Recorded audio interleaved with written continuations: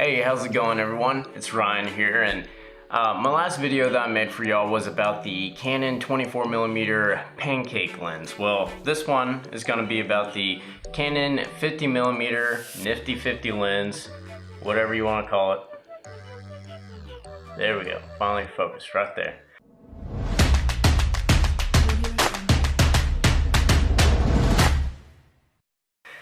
But yeah, so it's going to be about the 50mm lens. This one is the 1.8 version. I think that this lens was about $150 on Amazon.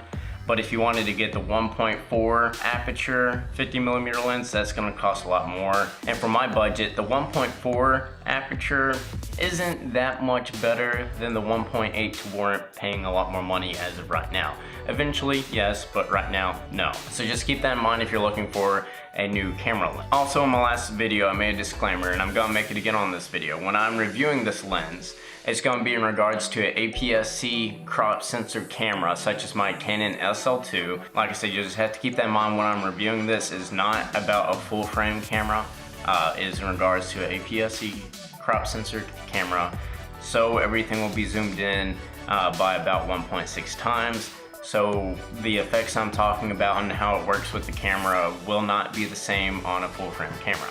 So anyways, let's just get into the specs for it. I know I was kind of long on the last video, so I'll try to keep it a little bit short on this one. As I said, it's 50mm prime lens, so that means that it will be a fairly sharp lens. And then the 50mm will be about an 80mm on the APS-C crop sensor camera. So just keep that in mind. You will have to be a little bit further away from your subject when you're taking a picture or shooting a video.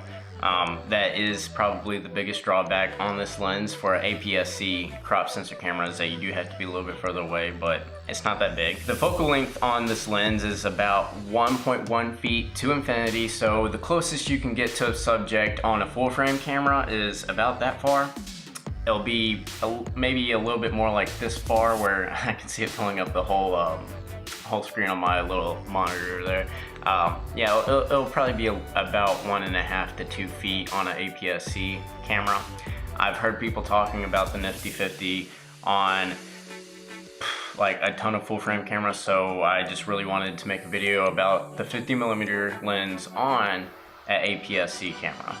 So a few more specs about this thing is, as I mentioned before, it is a 1.8 aperture, so you will get some fairly good bokeh, and you will have a lot of background blur. Like I was very impressed with the background blur when I was taking pictures. And again, this is only a $150 lens, and this is definitely a lens that you would want to use when you're just starting off. It's a very cheap lens to buy, and it's fairly decent for the price that it is. This lens does not have image stabilization. So as I said about the 24mm pancake lens, you will have to have a very steady hand, or use a tripod, or use your camera strap on your camera, you know, just kind of hold the camera out in front of you. You will have to do that. You will not be able to just freehand it in certain situations, such as having to use a very slow shutter speed or whatever. If it's kind of dark out or something, you will not be able to freehand it in certain circumstances. If you're able to get enough light and just take a quick picture or whatever, it's really not going to affect you too much, like if you have a high shutter speed or something. Let me show you. When you take off those things, look at the size of that freaking aperture.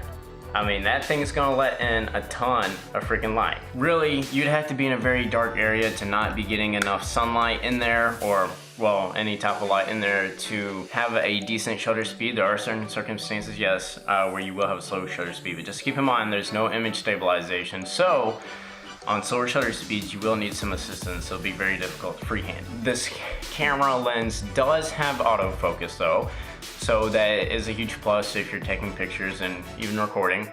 The only problem is that I've noticed with the autofocus is it is kind of slow. It's not super slow, just a little bit, and it makes a lot of noise. Like I'm talking about when you're like focusing with this lens, it'd be like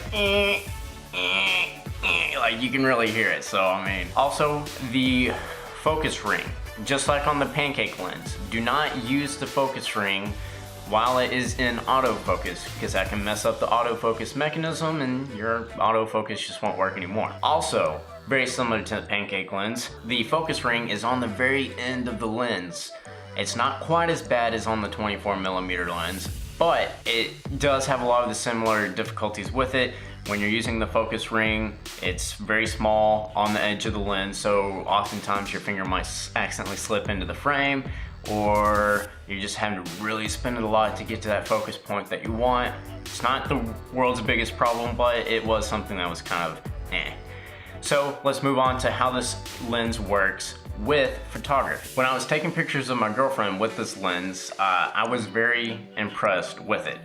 When I was taking pictures of her, it was kind of bright out on a couple of these shots, and I had to like dial back my my aperture. I couldn't have it open so much, and I really had to like increase the shutter speed, like max it out, because so much light could be let into this into the lens that my image was getting overexposed. I was like, oh my god. So I had to like I said, really had to increase my shutter speed, and then I really had to increase the aperture as well. I wanted to use 1.8 in a couple of these shots, but it was just so bright out I had to drop it down to like 3 point something or whatever.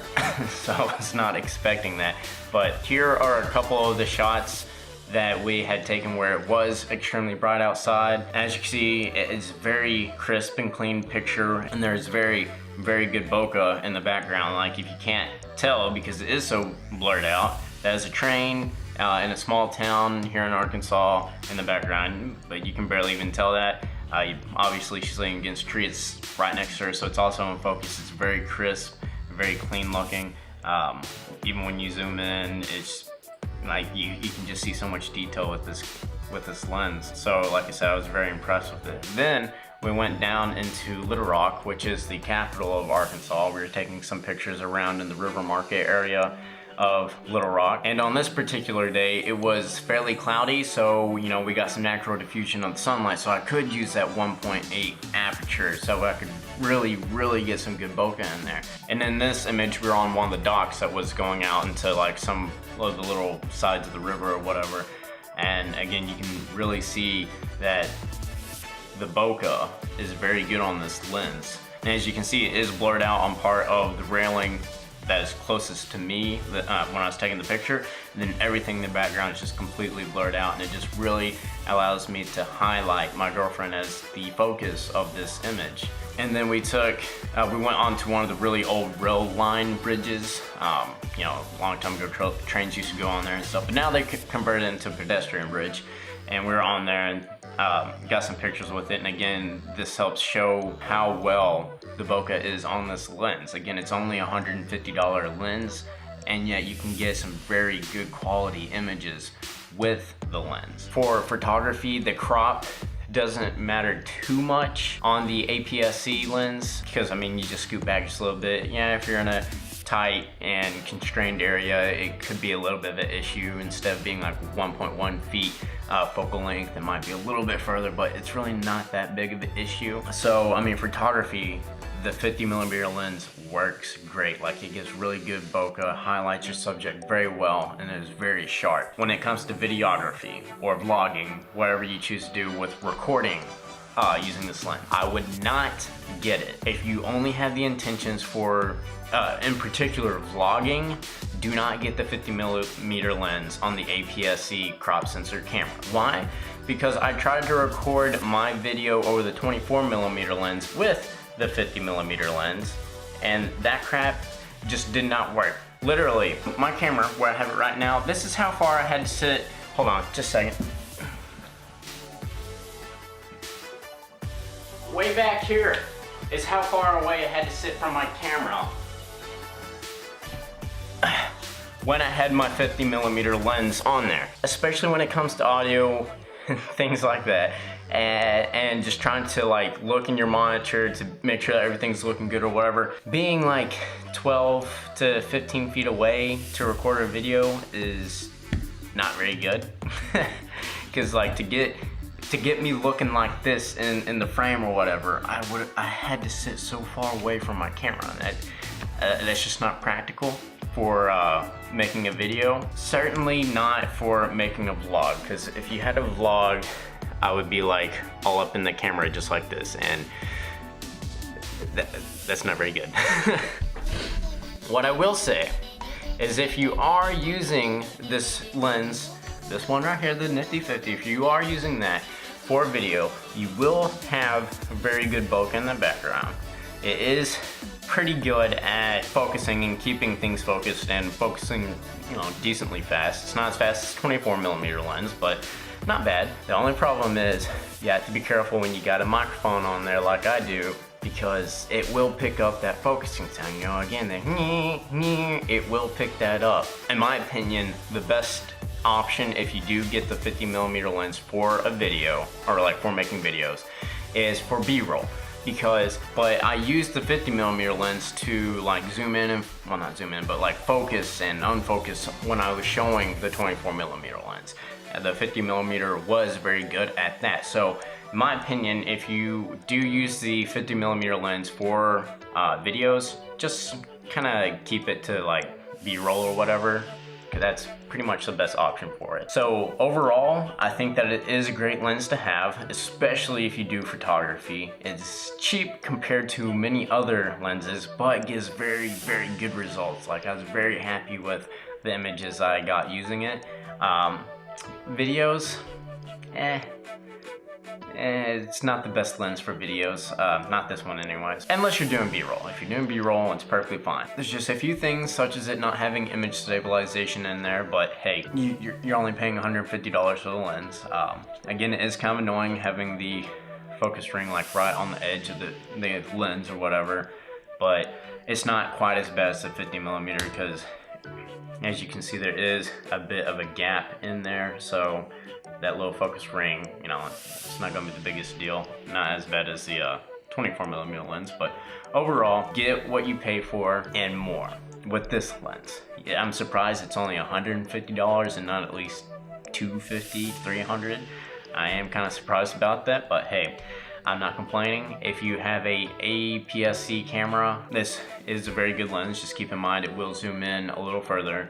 The next video that I will be making, I will try to get it out within the next week after this video, is a comparison between the 24mm lens and the 50mm lens on an APS-C camera, so that way people can get a little bit better idea of how they compare to each other, so that way y'all know which one better to get. But anyways, if you have enjoyed this video, please drop a like for me. I'd really appreciate it. Also, be sure to subscribe so that way you can see the comparison video and any other videos that I come out with, along with also hitting that notification button so that way YouTube will actually alert you, because they like to kind of screw over creators and for whatever reason not notify y'all when a video comes out. But anyways, if you have anything else that you would like to include about this camera, just please comment something down below so that way you can help me give better info about this lens. Anyways, I'll see y'all in the next video, and I hope that y'all have a great day.